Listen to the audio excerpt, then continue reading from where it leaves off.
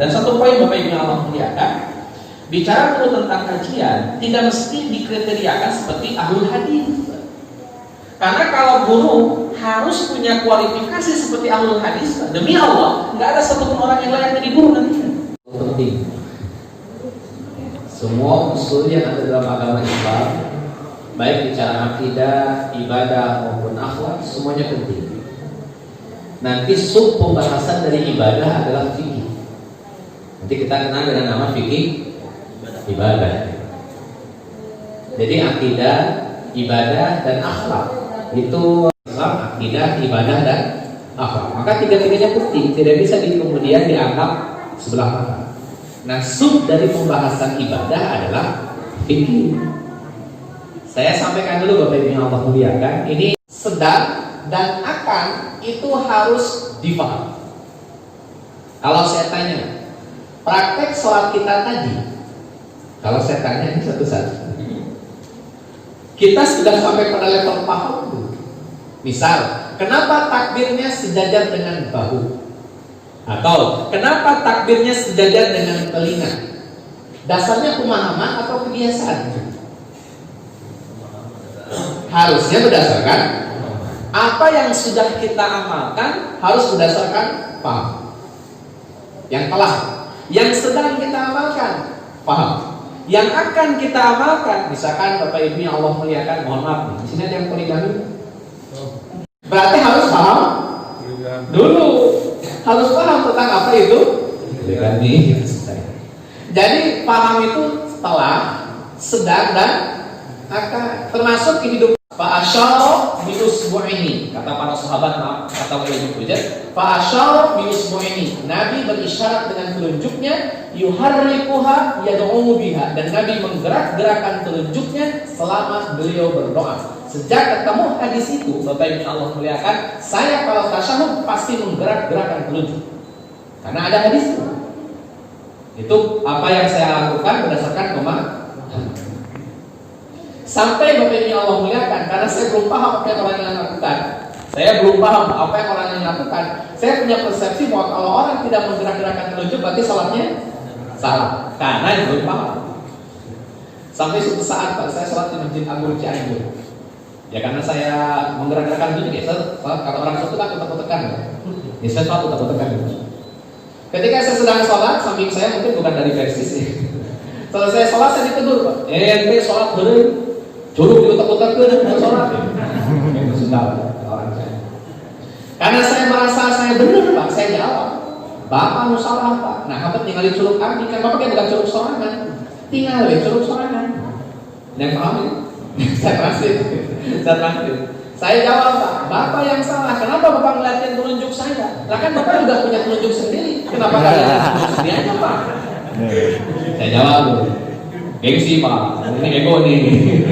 Saya sendiri disalahin, kan susah pakai hadis. Gerak-gerakan itu kan pakai hadis sama yang dituju. Ketika saya baru tahu apa yang saya lakukan, tapi belum paham apa yang orang lain lakukan. Seiring berjalannya waktu, Pak, saya baca hadis, pelajari hadis, masya Allah, Pak, insaf saya. Kenapa insaf? Bapak Ibu Allah muliakan, hadis tentang isyarat telunjuk totalnya 25 hadis. Total tentang telunjuk, isyarat tentang telunjuk totalnya 25 hadis. Sampai saya bikin makalah sendiri, ngumpulin hadis yang meriwayatkan tentang isyaratnya Nabi. Totalnya 25. Dibagi dari 3 kategori, Pak. Kategori pertama, hadis yang ada tambahan. Saya ulang, Pak. Hadis yang ada tambahan, la yuharrikuha. Tambahannya la, ada lain. Hadis kategori pertama ada hadis yang punya tambahan la yuharrikuha. Apa arti la yuharrikuha? Nabi tidak menggerak-gerakan telunjuk. Jadi hadis ini fa asyara bi usbu'ihi la yuharrikuha. Nabi berisyarat dengan telunjuknya, kemudian Nabi tidak menggerak-gerakkan. Hadisnya ada 2. Dan dua-duanya dhaif. Sama pola ulama hadis, berkata saya, kata ulama hadis lagi. Satu kategori. Kategori yang kedua, hadis yang ada tambahan yuharrikuha. Hadis yang ada tambahan yuharrikuha. Hadisnya ada berapa? 1. Fa asyara bi usbu'ihi yuharrikuha yad'u biha. Dan Nabi berisyarat dengan telunjuknya, kemudian Nabi menggerak-gerakkan telunjuknya yad'u biha selama dia berdoa. Artinya selesai doanya, selesai menggerak-gerakkan telunjuknya. Hadisnya ada satu, riwayat sahabat Wa'il bin Hujr. Hadisnya sahih. Sementara sahih. Sementara sahih. Itu sudah 3 hadis. 22 hadis Pak masuk kategori yang ketiga. Apa kategori yang ketiga? Hadisnya polos Pak, nggak ada tambahan apapun, baik yuharrikuha apapun la yuharrikuha. Bagaimana bunyi hadisnya? Fa asyara bi usbu'ihi titik.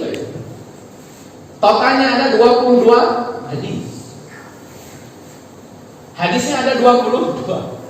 Para ulama mengkaji yang 22 hadis, ada 2 tokoh rawi. Satu namanya Sufyan bin Uyainah. 2 Sufyan Ats-Tsauri. 2 orang Sufyan. Sufyan bin Uyainah, insyaallah. Dan juga Sufyan bin Uyainah, 2 orang Sufyan yang meriwayatkan hadis, maka dipastikan hadis tersebut lebih sahih dibanding hadis yang lain.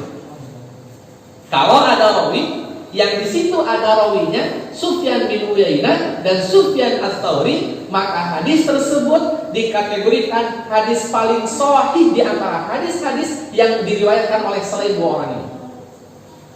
Ternyata 2 orang ini adanya di 22 hadis. Setelah saya paham tentang itu, saya paham apa yang saya lakukan, kenapa saya gerak-gerakin.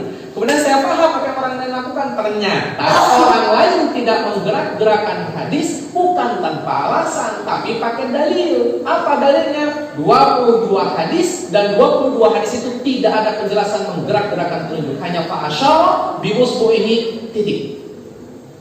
Kira-kira kalau suruh pilih yang satu, kategori pertama yang 2 hadis tapi doi. Kategori kedua 1 hadis tapi sahih. Dan kategori ketiga 22 hadis dan sahih semua. Kira-kira pilih mana? 3. Nah itu maksudnya memahami apa yang saya lakukan dan memahami apa yang orang lain lakukan. Jadi clear dalam masalah fikih, mau digerak-gerakin, mau mengambil kategori yang kedua karena masih menganggap sahih, monggo. Tapi kalau mau mengambil yang 22 itu jauh lebih aman. Kenapa jauh lebih aman? Bapak Ibu Allah muliakan, saya tambahkan poin. Jika ada hadis bertentangan dengan hadis yang jauh lebih kuat, maka yang bertentangan ini masuk kategori hadis dhaif.